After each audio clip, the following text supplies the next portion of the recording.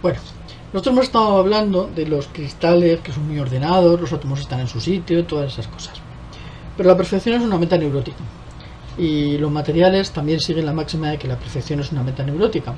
De tal manera que habitualmente presentan defectos. Es más, no se puede alcanzar el equilibrio si no tenemos ningún tipo de defectos. ¿Qué defectos tenemos aquí? Pues hombre, por ejemplo, aquí faltan cosas. Esto no está tan ordenado como está esto. Aquí está todo muy ordenadito, pero sin embargo aquí vemos que hay un poquito más de caos. Por el juego de las diferencias. Esta es mi imagen inicial, el cristal perfecto. ¿Y qué tenemos aquí? Bueno, pues por una parte tenemos, resulta que aquí me falta algo, me falta el libro. Tenemos una vacante. Aquí me sobra algo, me sobra la taza. Tenemos un intersticial o una impureza.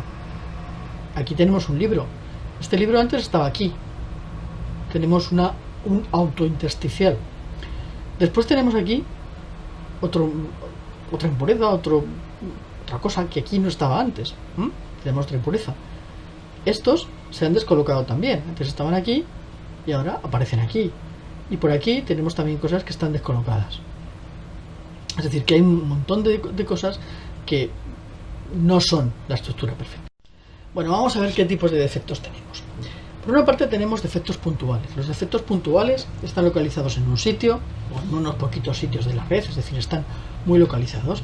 De los que teníamos antes, pues por ejemplo tenemos la vacante, tenemos la impureza, tenemos el autointersticial, aquí tenemos un sustitucional porque hemos cambiado, teníamos un bolígrafo azul y ahora tenemos un bolígrafo verde, o aquí tenemos en la superficie átomos que han quedado absorbidos en esta superficie. Podemos tener también defectos extensos. Los defectos extensos involucran a un número elevado de átomos, no son solamente unas poquitas posiciones. Por ejemplo, en este caso vemos que se han descolocado los lapiceros, están mal apilados, una falta de apilamiento, o vemos que se ha producido una dislocación porque de nuevo tenemos mal colocados todos los átomos y todo esto está retorcido. Ya veremos después qué es esto de la dislocación. Vamos a empezar por los defectos puntuales. Tenemos una vacante. En la vacante aquí teníamos un libro antes y ahora ese libro ha desaparecido. ¿Qué es lo que ocurre? Esta es la vacante. ¿Qué es lo que pasa? Pues de la misma manera que si yo en la estantería quito el libro, en la cartera y el archivador lo voy a poder poner más junto, en la red va a pasar exactamente igual. Y allá donde tenga una vacante, la red se va a distorsionar de tal manera que los átomos se vuelvan a juntar todo lo más que puedan para hacer la red más estable. Se va a producir una contracción de la red en esta dirección, de tal manera que se produce una relajación. Podemos tener un intersticial, como teníamos aquí. Intersticial, lo normal, te lo decíamos en otra ocasión, lo normal es que los huecos intersticiales sean más pequeños y por lo tanto las impurezas que coloquemos ahí, ¿qué es lo que van a hacer? Lo que van a hacer es distorsionar la red, ¿vale? Se mete aquí y distorsiona la red. Tenemos la taza o aquí tenemos el vaso. También tenemos un sustitucional. En un sustitucional podemos tener un átomo que es más pequeño que el original o más grande que el original. Si es más pequeño que el original, tensionará la red de esta manera. Si es más grande que el original, provocará una expansión de los enlaces en su entorno, ¿vale? Para que se acomode toda la tensión que estamos generando. Claro, eso está muy bien contado así con libros, pero cuando nosotros nos vamos a los sólidos, pues hay veces que los iones que están involucrados no tienen siempre la misma carga. Entonces, ¿qué es lo que pasa? Pues que tenemos que compensar las cargas. Por ejemplo, aquí tenemos un defecto de Frenkel, que es una vacante y un intersticial del mismo tipo de ion, esto que tenemos aquí, es decir, se produce una vacante. Para compensar la carga, ese átomo que antes estaba en su sitio y me ha dejado vacante, se va a un intersticial. O tenemos un defecto de Schottky, en el que tenemos una vacante de catión y una vacante de anión simultáneamente. Aquí ha desaparecido un anión, pero también desaparece un catión, con lo cual seguimos manteniendo el balance de carga. En compuestos que tienen estequiometrías más complejas que esta que hemos pintado aquí, MX, el defecto de Schottky puede involucrar a más de una vacante de cada una de las subredes.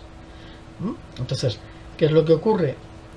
Que ya estas ecuaciones tan simples, estas cosas tan simples que estamos utilizando de pues yo quito una vacante, pongo una vacante, ya no son válidas. Vamos a tener en bromuro de calcio, vamos a echar bromuro de litio. Aquí hay un defecto de carga, ¿vale? Estamos sustituyendo un catión divalente por uno monovalente. Por lo tanto, Si yo quiero compensar, tengo que eliminar una cantidad equivalente de aniones, porque estoy metiendo menos carga positiva de la que estoy quitando. Por tanto, crearé vacantes de bromo. En particular, vamos a tener que crear una vacante de bromo por cada catión de litio introducido. Si tenemos X iones de litio con M igual a 1, tendremos 1 menos X iones de calcio con P igual a 2. Necesitamos I aniones que sean monovalentes para compensar, porque el bromo es monovalente. Es decir, X más 2 por 1 menos X es igual a I. ¿Vale? Vamos a ver con números qué es lo que pasaría aquí. Supongamos que tenemos 100 cationes de calcio. Si tenemos 100 cationes de calcio, tendremos 200 aniones de bromo, la estequiometría. Si introducimos 10 cationes de litio, solo necesitaremos 190 aniones de bromo. 180 para los 90 calcios que nos quedan y 10 para los 10 litios que acabamos de introducir. Y por lo tanto estamos dejando 10 vacantes de posiciones aniónicas, es decir, de vacantes de bromo. ¿Vale? ¿Y si lo hacemos al revés? Si lo hacemos al revés, estamos sustituyendo un catión monovalente por uno divalente. Por tanto, estamos introduciendo un exceso de carga positiva. Y para compensar, lo que tendremos que hacer será generar más vacantes de litio o intersticiales de bromo. ¿Vale? Bueno, pues podríamos... con intersticiales de bromo ya sabemos que son más grandes y que van a ser menos probables. Vamos a hacer la misma cuenta que antes. Partimos de 100 átomos de litio, por tanto necesitamos 100 átomos de bromo. Si sustituimos 100 átomos de litio por calcio, vamos a necesitar 110 átomos de bromo o iones. 90 para el litio y 20 para los 10 iones de calcio que estamos introduciendo, es decir, 110. Nos sobran 10 átomos de bromo. Estos 10 átomos de bromo podrían ser intersticiales, pero alternativamente lo que yo puedo hacer es generar 10 vacantes de litio. Si genero 10 vacantes de litio, solo voy a necesitar 80 aniones de bromo para compensar al litio y 20 para compensar al calcio, que son los 100 que teníamos al principio. ¿De acuerdo? Bueno, pues ahora, siguiendo este modo de razonamiento, podríamos hacerlo con todos los que queramos. Por ejemplo, aquí estamos sustituyendo óxido de magnesio en óxido férrico. Quitamos un catión de hierro, que es un más 3, dejamos una carga negativa, es como si dejáramos una carga negativa menos 3, que tenemos que compensar parcialmente con un magnesio.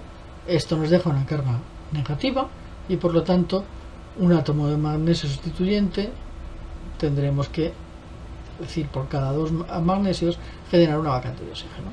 ¿De acuerdo?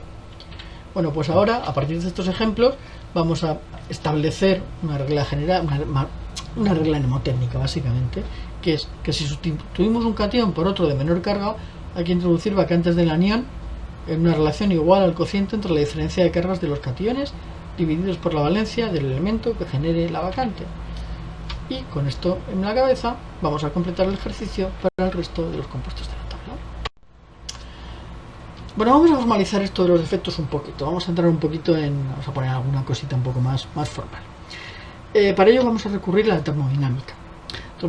La termodinámica es una herramienta que es muy valiosa en cualquier sistema físico y en particular cuando hablamos de materiales con defectos, porque comentábamos antes, no se va a poder alcanzar el equilibrio si no tenemos una serie determinada de defectos. Vamos a ver por qué. Y vamos a ver qué problemas tenemos. Claro, yo normalmente no voy a poder garantizar que estamos en condiciones de equilibrio termodinámico. Eso tiene dos problemas. Esto es porque es. Por una parte, si yo estoy a temperatura muy alta, los defectos inducidos térmicamente por movimientos térmicos de los átomos van a dominar sobre cualquier otro. Y por tanto voy a estar en concentraciones de defectos que están muy por encima de la concentración de equilibrio. Y si me voy a baja temperatura, los procesos que involucran defectos, tipo difusión, reacciones, lo que sea, son tan lentos que es muy raro que me permitan alcanzar la situación de equilibrio termodinámico. De todas maneras, a pesar de lo que pudiera parecer, el modelo funciona razonablemente bien, por lo menos una primera aproximación, y nos va a permitir construir una función de partición, un esquema estadístico clásico, y calcular los potenciales termodinámicos correspondientes y tratar de sacar de ahí alguna información válida. Vamos a empezar con un cristal, una entelequia. Vamos a empezar con un cristal perfecto con n átomos. La aproximación armónica la energía asociada con cada uno de los estados vibracionales la podemos escribir de esta manera, donde este término phi corresponde a la energía de enlace y este término corresponde a la frecuencia del modo en el que estemos trabajando. ¿De acuerdo? Estamos en un sistema estadístico, por lo tanto podemos calcular la función de partición y a partir de la función de partición los potenciales termodinámicos. Nuestra función de partición va a tener esta pinta.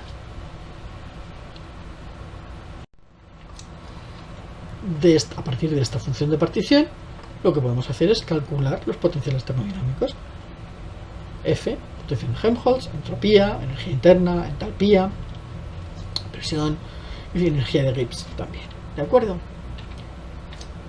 A partir de la función de partición, lo que yo puedo hacer es, vamos a ver qué es lo que pasa si metemos en la energía que hemos dicho en esta función de partición general que hemos creado. Vamos a ver qué es lo que pasa si metemos la expresión de la energía que hemos dicho. Pues si metemos la expresión de la energía que hemos dicho en esta expresión que tenemos aquí, en la función de partición, resulta que la función de partición me quedará expresada de esta manera.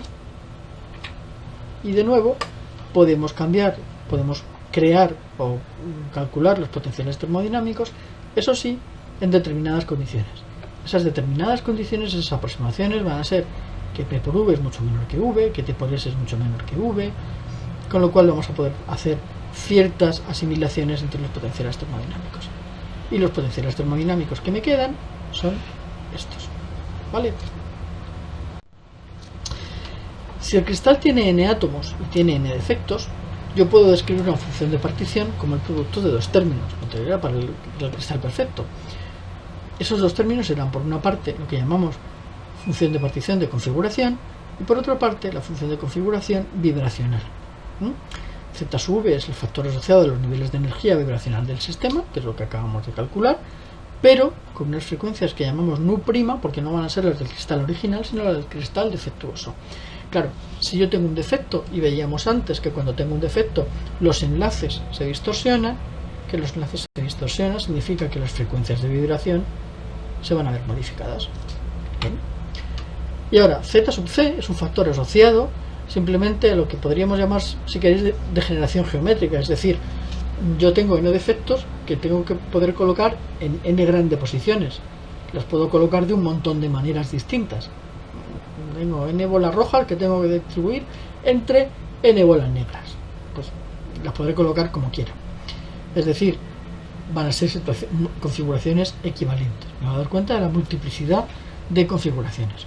El número de posibilidades distintas que tenemos para colocar n defectos en un cristal con n átomos se puede calcular como un número combinatorio.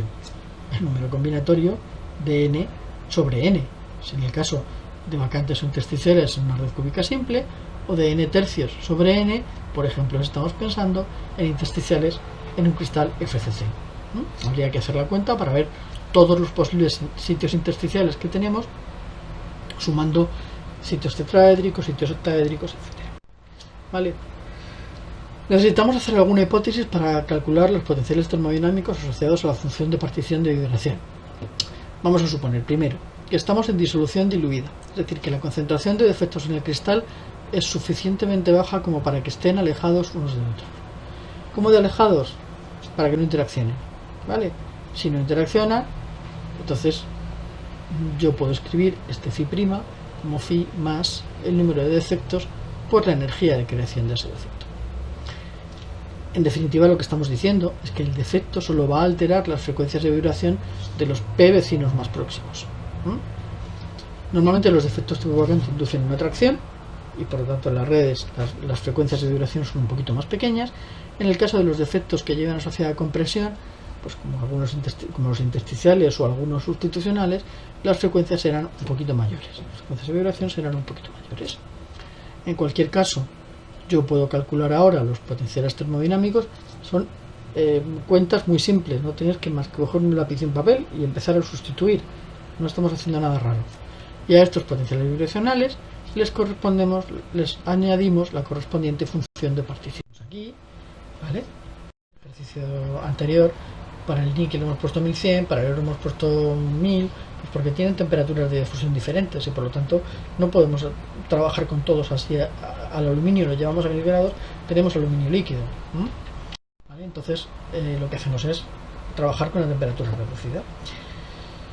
Bueno, pues a partir de los datos del programa anterior es muy difícil establecer una tendencia. Lo que sí vemos es que cuanto mayor sea la temperatura de fusión, mayor es la fracción de vacantes.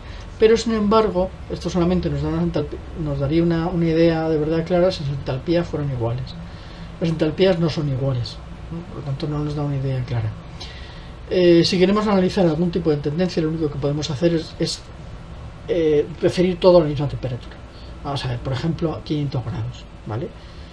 Tenemos 500 grados porque a 500 grados podemos comparar los 4 elementos. A otra temperatura el aluminio se nos iría. Si comparamos a 500 grados, entonces sí vemos que efectivamente una menor fracción de vacantes corresponde con el que tiene una mayor entalpía de formación, ¿vale? Este es el que tiene una menor fracción de vacantes y efectivamente tiene una mayor entalpía de formación.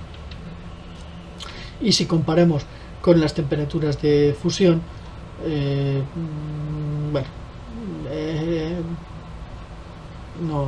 ya no está tan claro, ¿no? Porque por ejemplo aquí el oro, es decir, que ahí sí que no tenemos ninguna tendencia.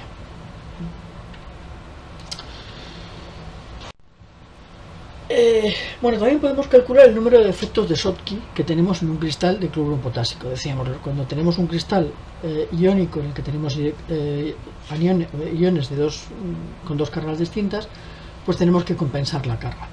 Una de las posibilidades era un efecto de Schottky en el que si generamos una vacante de un catión positivo, de un catión vamos a necesitar una vacante de un anión.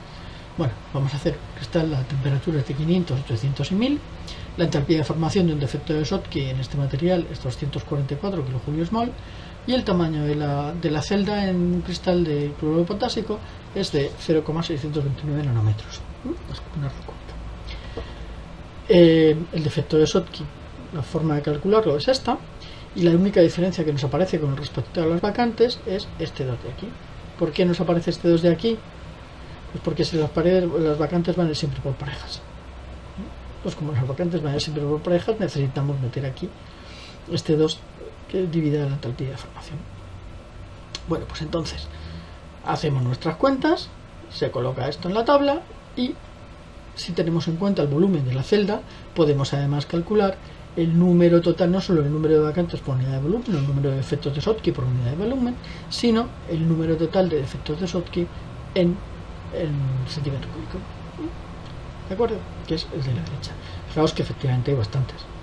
A ver, no son comparables al número de Avogadro, estamos en el peor de los casos 8 órdenes de magnitud por debajo, pero es un número importante. También podríamos calcular lo mismo para un defecto de Frenkel. Defecto de Frenkel, ahora lo vamos a hacer en bromuro de plata. En bromuro de plata la entalpía de formación es 1,8 10 a la 19 julios. Ojo con las unidades, aquí estamos dando unidades, no estamos dando por vacante. Y estimamos la fracción, o sea, esto es aproximadamente 1,81 electronvoltios, pues es la energía de formación de una vacante, ¿vale? Y vamos a estimar la fracción de intersticiales de plata que están formando pares de Frenkel. Recuerdo, el par de Frenkel era una pareja intersticial vacante del mismo elemento. Tenemos aquí el parámetro de red. Sabemos que es una red cúbica que tiene 4 átomos de plata y 4 posibles posiciones intersticiales si vamos a la octaédrica, y vamos a calcular el número total de defectos intersticiales por unidad de volumen, como antes. Defectos de Schottky, pares de vacante a las dos subredes. Y ahora hay otra diferencia. La otra diferencia es que, claro, yo antes, o sea, ahora mismo, evidentemente, como en el caso de los pares de Schottky, necesitamos un factor 2 porque los defectos van siempre por parejas. Pero además necesitamos el número de vacantes y el de intersticiales, porque yo para meter un intersticial necesito una vacante. No tienen por qué coincidir, quiere decir, puede ocurrir que yo tenga más posiciones atómicas que intersticiales, pero lo que está claro es que tiene que haber una relación, ¿vale? Por eso tengo que multiplicar n por n estrella, es decir, número de posiciones atómicas, por el número de intersticiales y hallar la raíz cuadrada para seguir siendo coherente con las unidades. metemos los datos que nos dan el enunciado y resultaría que a esa temperatura tenemos del orden de 7 por 10 a la 12 de efectos de Frenkel por cien. Vamos a unir lo macro con lo micro, vamos a calcular la densidad. Os dejo aquí un ejercicio que os propongo: determinar el número de vacantes necesarias para que un cristal de hierro con estructura BCC tenga una densidad de 7,87 gramos partido por centímetro cúbico. Y el parámetro de R del hierro BCC, lo habíamos calculado en un ejercicio anterior, es 2,866 por 10 a la menos 8 centímetros. Bueno, vamos a hacer otros defectos. Hablábamos antes también de los defectos extensos, defectos como las faltas de apilamiento o como las dislocaciones, ¿vale? Bueno, pues en este caso, de nuevo tenemos un buen ejercicio que es el de los Do-It-POMs para poder trabajar con ellos, que explica muy bien lo que es una dislocación, cómo se miden, todas esas cosas, y vamos a hacer nosotros una breve descripción de las dislocaciones. Bueno, vamos a ver qué es esto de una dislocación, ¿vale? Vamos por una dislocación es un defecto de línea, afecta a una línea más o menos regular de átomos en un cristal. La forma más fácil de describir una dislocación es: yo parto de un cristal perfecto, le damos un corte e introducimos una cuña. Desplazamos e introducimos una cuña entre las partes, o desplazamos una parte sobre la otra. Aquí introduciríamos una cuña, aquí estaríamos desplazando una parte respecto a la otra. Así retorcemos los planos del cristal. En el caso de la dislocación helicoidal se produce precisamente retorciendo el cristal, de manera que el plano atómico va a formar una rampa alrededor de la línea que define la dislocación. Aquí he dado el corte, desplazo, esta va a ser la línea que define la dislocación, definimos una rampa, o sea, la línea de dislocación vendría aquí, ¿vale? Fijaos, esto es una rampa en la que la línea de dislocación viene por aquí. Imaginaos que yo me subo aquí, pam, pam, pam, voy bajando, sin moverme, sin bajar escalones. Yo sucesivamente voy apareciendo en un plano más para abajo, en otro plano más para abajo, es decir, voy recorriendo la rampa como si fuera la rampa de un garaje. Eso es una dislocación helicoidal. También lo podemos ver así.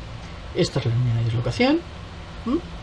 Imaginemos que trazamos un circuito a lo largo de la línea, nos desplazamos aquí, yo avanzo un espaciado, 2, 3, 4, he hecho 1, 2, 3, 4 espaciados. Ahora vamos a desplazar 1, 2, 3, 4. ¿Vale? Ahora hacemos 1, 2, 3, 4. ¿Y qué pasaría? Pues que no llegaríamos. 4, 1, 2, 3, 4, 5. ¿Y qué pasaría? Que no estamos en el punto de partida. Nos hemos quedado desplazados. Hemos desplazado justo este recorte que hemos hecho aquí. Esto que nos desplazamos es lo que se conoce como vector de Burgers de la dislocación. En una dislocación helicoidal, el vector de Burgers siempre paralelo a la línea de dislocación. También decíamos que podíamos hacer una dislocación en arista, dando un corte, abrimos la cuña y extraemos o insertamos un semiplano atómico. Bueno, es decir, tenemos aquí nuestra red, hemos abierto y hemos insertado un semiplano atómico. La línea de dislocación en este caso estaría entrando en la pantalla. Aquí lo vemos. Bueno, vamos a hacer el circuito de nuevo. Empezamos aquí y avanzamos 1, 2, 3. Ahora bajamos 1, 2, 3. Avanzamos para acá 1, 2, 3. Y subimos 3, 1, 2, 3. Y de nuevo. No cerramos. Este fallo de cierre es lo que se conoce también de nuevo como vector de Burgers, pero la diferencia es que el vector de Burgers en una dislocación en arista es perpendicular a la línea de dislocación.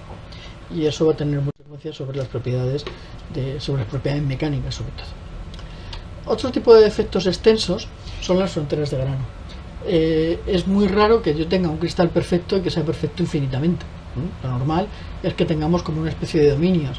Aquí todos los átomos están muy bien colocados, pero llega un momento en que se distorsionan un poquito. Hay granos que dentro de este grano están muy bien colocados, pero respecto al grano del lado están un poco desorientados.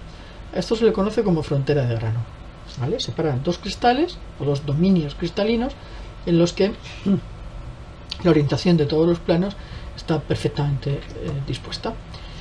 Si estas son muy pequeñas, si estas distorsiones son muy pequeñas, se pueden acomodar a través de dislocaciones en arista, porque fijaos que es como metemos un semiplano, metemos otro semiplano un poquitín más largo, metemos otro semiplano y al final se acomoda a base de dislocaciones en arista que relajan mucho más la red. Otro defecto es la macla. En la macla es un defecto un poquito peculiar. Lo que estamos haciendo es, veis que desplazamos una parte de esta red, concretamente aquí hemos desplazado esta parte de la red, pero manteniendo todas las condiciones de simetría que teníamos antes. Esto se conoce como macla y esto evidentemente son las fronteras de macla. Bueno, hemos hecho una descripción muy somera, sobre todo de los defectos extensos y los defectos de las dislocaciones y los defectos superficiales, pero bueno, basta para que tengáis una primera visión de lo que son los defectos que podemos tener.